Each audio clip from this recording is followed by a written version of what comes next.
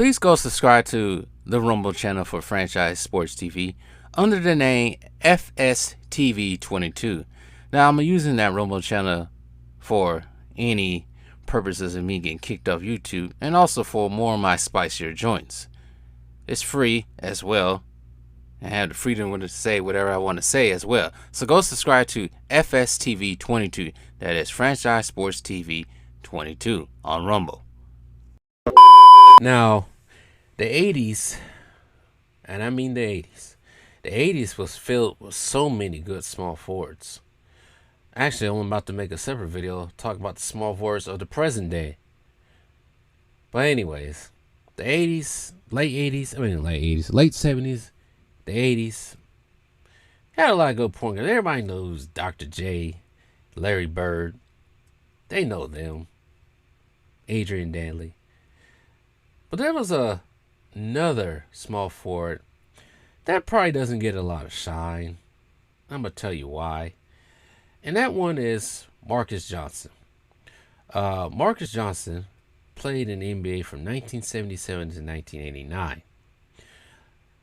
It's funny. All the inspirational basketball players for Jordan, Michael Jordan himself, Marques Johnson is one of them, because I think Michael Jordan had posters of Marques Johnson on his wall. They also looked up to the recently departed Walter Davis as well. It's probably some of the mechanics of Jordan come from Walter Davis, and a little bit from Marques Johnson and many others. Marques Johnson, I say, should be raised a little bit more in the NBA. Like I said, there's a lot of All-Stars. And I also think he should be in the Hall of Famer. He is not a Hall of Famer. He's a college basketball Hall of Famer. But anyways, just a little bit about Marques Johnson, because I always wanted to make this video back in the summertime about Bucks players at age, but I never got a chance to. Anyways, Marques Johnson was actually born in a name I can never pronounce, but he was born in Louisiana in 1956. Let's see here.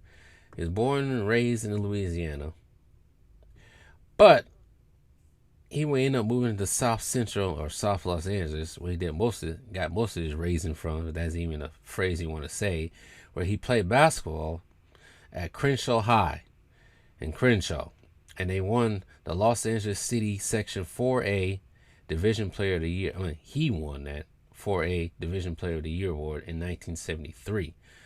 He would go on to play at UCLA and became an All-American for him under Coach John Wooden and Gene Bartow. That's how I pronounce it. In his sophomore year in the 74-75 seasons, he helped lead the Bruins to John Wooden's 10th and final Division I men's basketball championship.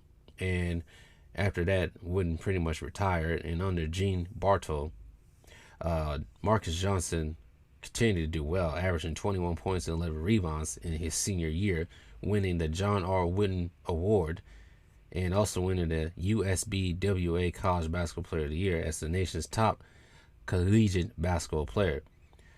And also majored in theater arts at UCLA. And is also his number 54 was retired by UCLA in 1996. Standing at 6'7", he was drafted in 1977, first round, third overall pick, selected by the Milwaukee Bucks at small forward, wearing number 8. Right out the bat, under Coach Don Nelson, he averaged 19 points a game, 10 rebounds in his rookie season. He was named NBA All-Rookie Team, and he pretty much carried on with this success in his second season, averaging, he was the third leading scorer, 25 points a game, only behind George Gervin, another decent small forward. He can qualify as a shooting guard. George Gervin, 29.6, and Lloyd B. Reed, or World B. Free, 28 points a game. Sorry, try not to cough. And he also was named to an All-Star game in 1979 as well, and named to All-NBA First Team. Marques Johnson was. He had his best game on December 12, 1978, scoring 40 points, shooting I don't think anybody has ever done this. This is rarity. 74% from the field, and also grabbing 12 rebounds in a win 120-114 against the Phoenix Suns. But the Bucks were missed out on the playoffs that year. Damn. The Bucks were that year's 6th highest offensive efficiency rating and 13th highest defensive rating. Shoot, I think they had some injuries during that time. But this would be the last time the Bucks, well, it would be the last time the Bucks would miss the playoffs with Johnson there. In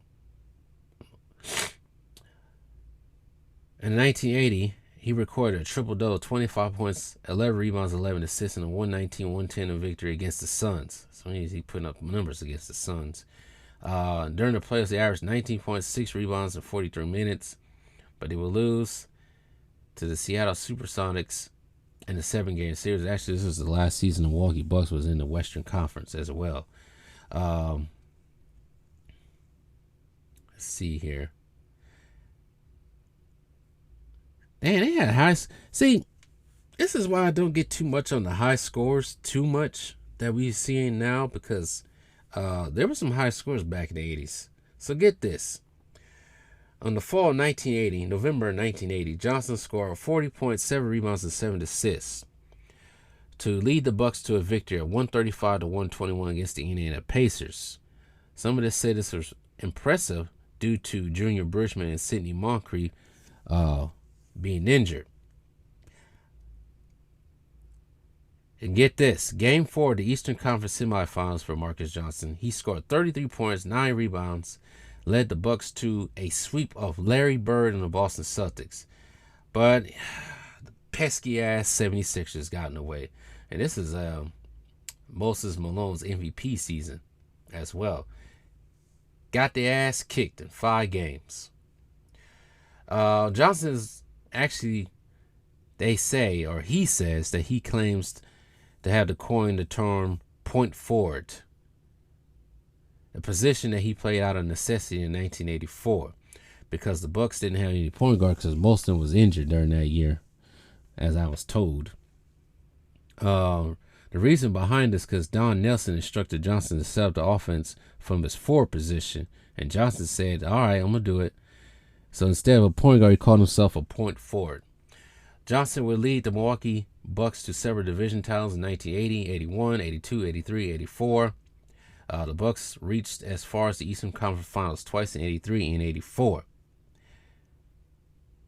Also, while on the Bucks, both Johnson and teammate Mickey Johnson were the first 2 players in NBA history to have their full first and last names displayed on their jerseys. They both shared the same first initial and last name, so that makes sense.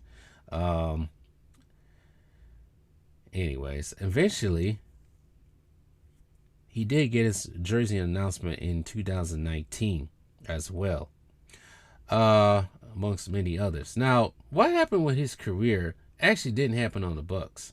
So, he was traded along with Junior Bridgman and Harvey Catchings and cash to the Los Angeles Clippers in exchange for Terry Cummings, which I actually talked about back in the summertime, Craig Hodges, and Ricky Parrish.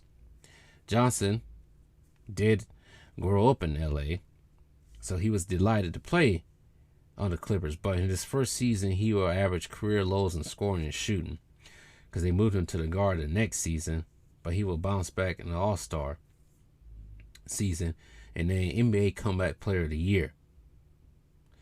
Now, there's a reason why certain things didn't happen for him during his Clipper years, which I'll get into later. Or I should say after his Clippers years. He tried to come back during the 89-90 season, only played 10 games with the Warriors, but he retired in 89.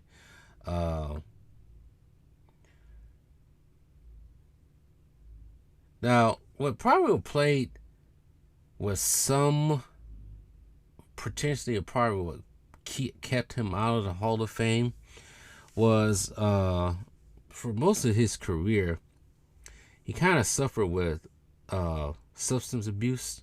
I remember this story because I think it was back in 1982 he was treated for the white I'm just gonna say it on here because I don't know how YouTube likes me saying that, but the powder white addiction, which actually the Bucks had to send him to rehab to get that done, which I think probably could have had something to do with him not getting into the Hall of Fame. I know he was dealing with that for most of it, midway through his career. Yeah, drugs were crazy back in the 80s. They never will tell you that, but from the stories I heard, yeah, there was a lot of drugs now. But like I said, his jersey was retired, number 8, March 24, 2019. UCLA retired his jersey. In 2013, he was inducted into the College Basketball Hall of Fame. 2019, he was inducted to the California Sports Hall of Fame. 2019, he was also inducted into the Wisconsin Athletic Hall of Fame. He's a 5-time All-Star, All-NBA First Team, All-NBA Rookie Team, 2-time All-NBA Second Team. Like I said, he won a championship with UCLA. Naismith College Basketball Player of the Year, John R. Wooden Award, Adolph Rupp Trophy, NABC